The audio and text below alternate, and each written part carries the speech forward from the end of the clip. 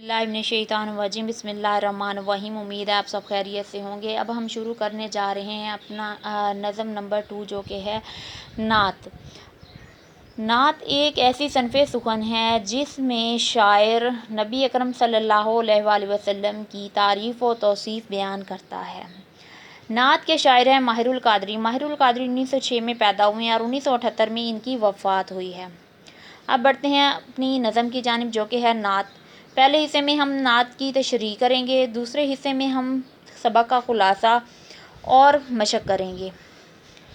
अब बढ़ते हैं तशरीह की जानिब। तू मकसद तख्लीक है, तो हो हासिल ईमा है, जो तुझसे गरेज़ा वो खुदा से गरेज़ा है। मकसद तख्लीक कहते हैं पैदा किए जाने का मकसद, यानी कि कायनात की तख्लीक का मकसद। हासिल ईमान, ईमान का निचोड़ या नतीजा। गरेज़ा कहते हैं भागने वाला या दूर रहने वाला। इसका मफ़हूम ये है, ए नबी बरहक सल्लल्लाहु अलैहि वसल्लम, आप सल्लल्लाहु अलैहि वसल्लम कायनात की तख्लीक की वजह हैं। आप सल्लल्लाहु अलैहि वसल्लम हमारे ईमान का लाजमी हिस्सा हैं। जो आप सल्लल्लाहु अलैहि वसल्लम से दूर हुआ, गोया खुदा से वो दूर हुआ। इस तशरीह में शायर क्या बयान कर रहे हैं? शायर हजूर अकरम सल्लल्लाहु अलैहि वसल्लम की बारगाह में गुलहाए अकीदत का अदना सा नजराना पेश करते हुए अर्ज़ करते हैं कि कायनात की हर चीज़ आप सल्लल्लाहु अलैहि वसल्लम की खातिर पैदा की गई है। कायनात की हर चीज़ को आप सल्लल्लाहु अलैहि वसल्लम ही के दम से सबात है। दुनिया की तमाम चीज़ों को आप सल्लल्लाहु अलैहि वसल्लम की वजह से दवाम हासिल है। जैसा कि हदीस कुदसी में है, अगर आप सल्लल्लाहु अलैहि वसल्लम न होते तो मैं आसमानों को पैदा न करता, और अगर आप सल्लल्लाहु अलैहि वसल्लम न होते तो मैं अपनी रबूबियत को ज़ाहिर भी न करता। चुनांचे कायनात की तमाम रास्तगी और पैरास्तगी अल्लाह ताला ने सिर्फ हजूर अकरम सल्लल्लाहु अलैहि वसल्लम के लिए ही की है। इस बज़्म हस्त व बू का हासिल हजूर हैं। ये कायनात जिस्म है और दिल हजूर हैं। दर हकीकत कायनात की तख्लीक के पस मंज़र में दो इजहार कार फरमा हैं। एक तो अल्लाह ताला ने चाहा कि मखलूक में अपना इजहार कराए, और दूसरा असल मकसद हजूर अकरम सल्लल्लाहु अलैहि वसल्लम की जलवा फरमाई भी था। वरना कायनात की हैसियत ही क्या है? कायनात तो गोया इन दो मकासद का अमली जामा पहनाने के लिए एक बहाने के तौर पर इस्तेमाल हुई। मज़ीद बरां इस कायनात की तमाम नेमतें, सूरज, चाँद, सितारे, सियारे, सातों आसमान, खुशकी तरी, अशजारो गुल, गर्ज़ ये कि इन अनगिनत लामहदूद अशिया हजूर अकरम सल्लल्लाहु अलैहि वसल्लम की ज़ात के लिए ही पैदा की गई हैं, और आप सल्लल्लाहु अलैहि वसल्लम ही की वजह से कायनात की इब्तदा से आज तक हम इनसे फ़ायदा उठा रहे हैं और ता क़यामत उठाते रहेंगे। अब बढ़ते हैं अगले शेर की जानिब। किरदार का ये हाल, सदाकत ही सदाकत, इखलाक का ये रंग के कुरान ही कुरान। किरदार शख्सियत, सीरत, सदाकत, सच्चाई, रंग, सूरत, शक्ल। मफ़हूम इसका क्या है? अगर आप सल्लल्लाहु अलैहि वसल्लम का किरदार सरापे सदाकत और इखलाक कुरान करीम का अमली मजमुआ है। ज़ैर तशरीह इबारत में ज़ैर तशरीह शेर में शायर क्या बयान करते हैं कि आप सल्लल्लाहु अलैहि वसल्लम के दो अहम औसाफ के बारे में बताया है कि इससे कबल बेहतर होगा कि अरब के माशरे की हालत बासत नबवी सल्लल्लाहु अलैहि वसल्लम से कबल का जायज़ा लिया जाए तो आप सल्लल्लाहु अलैहि वसल्लम की आमद से कबल अरब का माशरा जहालत की अथाह गहराइयों में डूबा हुआ था। अरब के लोगों में हर तरह की बुराई मौजूद थी। शराबी भी और बदकारी भी, जालिम भी और संगदिल लोग भी थे। मर्द खाना काबा को नंगे होकर तवाफ़ करते थे। मर्द क्या करते थे? नंगे होकर तवाफ़ करते थे। बेटियों को जिंदा दरगोर कर दिया जाता था। गुलामों के साथ नारवा सलूक किया जाता था, जिनको सुनकर इंसान के रोंगटे खड़े हो जाते थे। जानवरों की सी बेजुबान मखलूक भी इन जालिमों के जुल्म से महफूज न थी, लेकिन आप सल्लल्लाहु अलैहि वसल्लम ने इस माशरे को इंसान पर लाजमी इस माशरे को सही असूल सिखाए।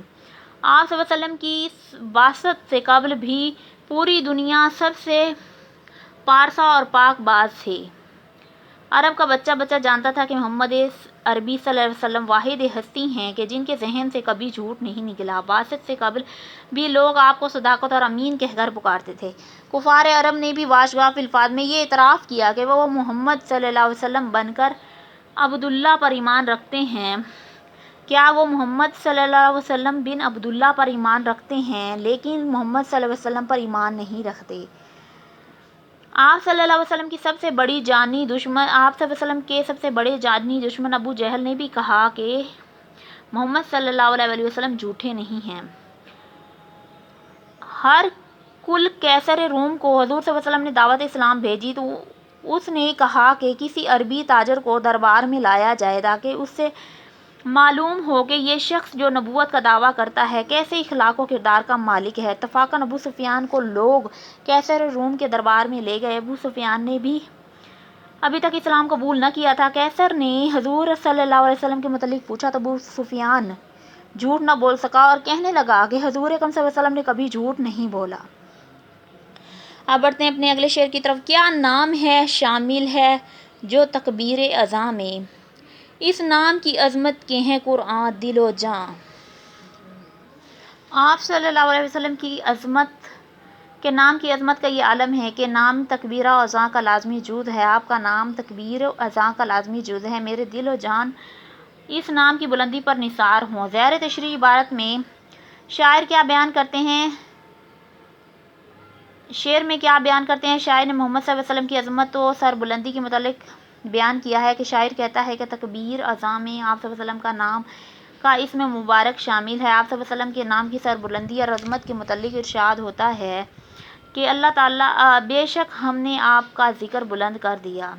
اللہ تعالیٰ اور فرشتے بھی آپ صلی اللہ علیہ وسلم پر درود و سلام بھیجتے ہیں۔ جس نام گرامی کو خدائے قادر مطلق نے بلند کرنے کا اعلان کر دیا، دنیا کی کون سی طاقت اس کی راہ میں روڑے اٹکا سکتی ہے؟ لہٰذا حضور اکرم صلی اللہ علیہ وسلم کا نام نہ صرف بعثت نبوی کے بعد دنیا میں پھیلا بلکہ حضرت آدم علیہ السلام سے پہلے بھی اس نام اقدس اور ذات اقدس کا افلاک و ملائک میں چرچا تھا۔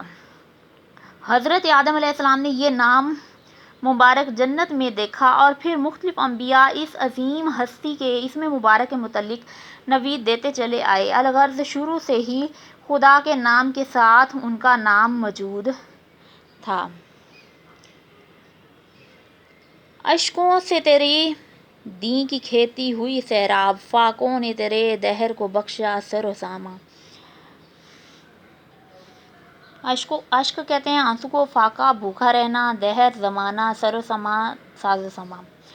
اس کا مفہوم کیا ہے کہ آپ صلی اللہ علیہ وسلم نے دین کی خاطر ہزاروں تکالیف برداشت کیں لیکن دین کی تکمیل کر دی، خود فاقے اٹھائے جبکہ زمانے کو خزانے عطا فرما دیے۔ زیر تشریح شعر میں شاعر کیا بیان کر رہے ہیں؟ کسی بھی نئے عقیدے یا دین کی تبلیغ قطعی طور پر آسان نہیں ہوتی اور وہ بھی خاص طور پر کسی بگڑی ہوئی اور گمراہ قوم کو راہ راست پر لانا صرف مشکل ہوتا ہے بلکہ ناممکن بھی ہوتا ہے، اور نئے دین کے مبلغ پر غم و الم کے پہاڑ توڑے جاتے ہیں۔ عرب کا زمانہ جاہلیت جس میں حضور اکرم صلی اللہ علیہ وسلم مبعوث ہوئے کائنات کی بدترین بستی تھا۔ یہ ایسی جاہل، اجڑ اور وحشی قوم تھی جو کہ تہذیب و تمدن سے بے بہرہ تھی۔ سلیقہ و شعور ان میں مفقود تھا۔ تہذیبی، تمدنی، انسانی، معاشرتی اور اخلاقی قدریں پامال ہو چکی تھیں۔ الغرض قوم عرب کی کشتی عین گرداب میں ہچکولے کھا رہی تھی۔ یہ حالت دیکھ کر حضور اکرم صلی اللہ علیہ وسلم کو نہایت رنج و غم ہوتا تھا۔ قوم کی حالت دیکھ کر آپ صلی اللہ علیہ وسلم اشک بار ہو جاتے تھے۔ آپ صلی اللہ علیہ وسلم غار حرا میں تشریف لے جاتے اور اللہ تعالیٰ کے حضور گر گڑا کر دعائیں مانگتے۔ المختصر اللہ نے آپ صلی اللہ علیہ وسلم کو قوم کی اصلاح کی ذمہ داری عطا کی۔ آپ صلی اللہ علیہ وسلم نے قریش کو دامن کوہ میں جمع کر کے دعوت حق دی تو پھر کیا تھا؟ دشمنوں اور ظلم و ستم کا طوفان امڈ آیا، اپنے اور بیگانے جانی دشمنوں میں تبدیل ہو گئے۔ آپ صلی اللہ علیہ وسلم کی راہ میں کانٹے بچھائے گئے۔ شیب ابی طالب میں آپ صلی اللہ علیہ وسلم کے مع خاندان 3 برس تک آپ محصور رہے۔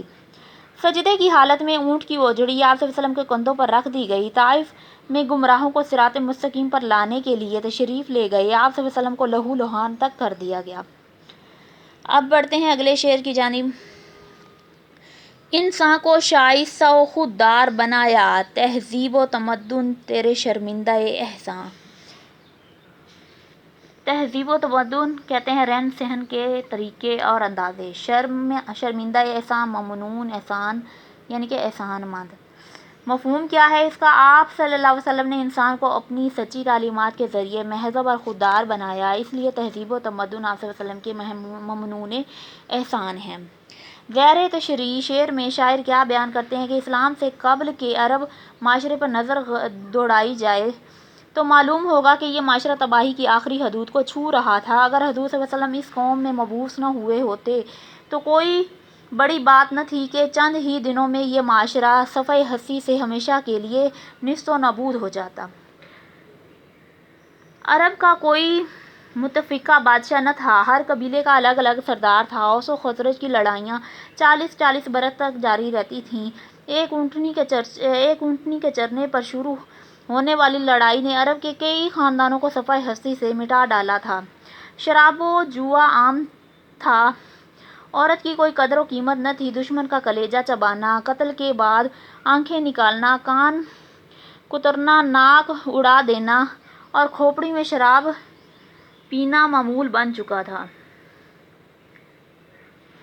لیکن آپ صلی اللہ علیہ وسلم مبعوث ہوئے تو عرب کے معاشرے کی کایا پلٹ گئی۔ دنیا کی جاہل اور اجڑ قوم محمد عربی صلی اللہ علیہ وسلم کے حکم میں وحدانیت تلے متحد ہو گئی۔ اوس و خزرج بھائی بھائی بن گئے، انسان کو تہذیب سکھائی اور بنو مخزوم کی فاطمہ کا ہاتھ کاٹ کر مساوات ہر کسی کے لیے عملی ثبوت بنا دیا۔ مساوات کا کیا کر دیا؟ عملی ثبوت بنا دیا۔ عورت کو ماں، بیوی اور بیٹی تینوں حیثیتوں سے مراتب عطا کیے۔ انسانیت کا جذبہ استوار ہوا اور غلاموں سے بھی حسن سلوک ہونے لگا۔ بیویوں کی عرب میں کوئی قدر نہ تھی، لیکن حضور صلی اللہ علیہ وسلم نے اسے گھر کی ملکہ قرار دیا، جنت کو ماں کے پاؤں کی خاک قرار دیا اور بیٹیوں کی پرورش کو جزائے خیر اور حصول جنت کا ذریعہ قرار دیا۔ اب بڑھتے ہیں اپنے آخری شعر کی طرف۔ رحمت کا یہ عالم ہے کہ مروت کا یہ انداز، ماہر سا گنہگار ہے وابستہ داماں۔ رحمت، کرم، مہربانی، عالم، کیفیت، حالت، مروت، لحاظ، وابستہ داماں، دامن سے بندھا ہوا۔ مفہوم کیا ہے؟ آپ صلی اللہ علیہ وسلم کی رحمت اور محبت کی یہ کیفیت ہے کہ ماہر جیسے گنہگار شخص کو بھی آپ صلی اللہ علیہ وسلم نے اپنے دامن رحمت میں پناہ دے رکھی تھی۔ زیر تشریح عبارت میں زیر تشریح شعر میں شاعر کیا بیان کرتے ہیں؟ وَمَا أَرْسَلْنَاكَ إِلَّا رَحْمَةً لِّلْعَالَمِينَ، ہم نے آپ صلی اللہ علیہ وسلم کو تمام جہانوں کے لیے رحمت بنا کر بھیجا۔ یہ قرآن پاک میں ارشاد ہو رہا ہے۔ حضور اکرم صلی اللہ علیہ وسلم سراپا رحمت تھے۔ آپ صلی اللہ علیہ وسلم نے ساری زندگی کسی کو بد دعا نہ دی۔ طائف کے گمراہوں کو راہ راست دکھانے کے لیے تشریف لے گئے۔ ان لوگوں نے آپ صلی اللہ علیہ وسلم کو لہو لہان کر دیا۔ اس موقع پر حضرت جبرائیل علیہ السلام تشریف لائے اور فرمایا کہ اے اللہ کے رسول، اگر آپ فرمائیں تو ان سرکشوں کو 2 پہاڑوں کے درمیان پیس کر رکھ دوں۔ لیکن آپ صلی اللہ علیہ وسلم نے فرمایا نہیں، اگر یہ اسلام نہیں لائے تو کیا ہوا، آئندہ نسلیں تو ضرور ایمان لائیں گی۔ اس کے علاوہ اللہ سے دعا کی، اے اللہ، اہل طائف کو ہدایت فرما، یہ لوگ مجھے نہیں جانتے اور نہیں پہچانتے، اور ایسا ہی ہو آئندہ ادوار میں طائف کے بنو ثقیف قبیلے سے حجاج بن یوسف جیسا منظم اور محمد بن قاسم جیسا عظیم سپہ سالار پیدا ہوا۔ فتح مکہ ہی کو لے لیجیے، آپ صلی اللہ علیہ وسلم نے اپنے جانی دشمنوں کو معاف کر دیا اور انہیں واضح فرمایا کہ ہندہ جس نے حضرت حمزہ کا کلیجہ چبایا تھا اسے بھی معاف کر دیا۔ آپ صلی اللہ علیہ وسلم پر گھر کا کوڑا کرکٹ پھینکنے والی عورت کے ہاں آپ صلی اللہ علیہ وسلم عیادت کے لیے تشریف لے گئے۔ ایک غیر مسلم کو جو آپ صلی اللہ علیہ وسلم کو سوتے دیکھ کر برہنہ تلوار تھامے کھڑا ہو گیا، تلوار گرنے پر اسے کیا کر دیا؟ معاف کر دیا۔ یہ آپ صلی اللہ علیہ وسلم کی دنیاوی رحمت کی چند جھلکیاں ہیں جو کار فرما ہیں۔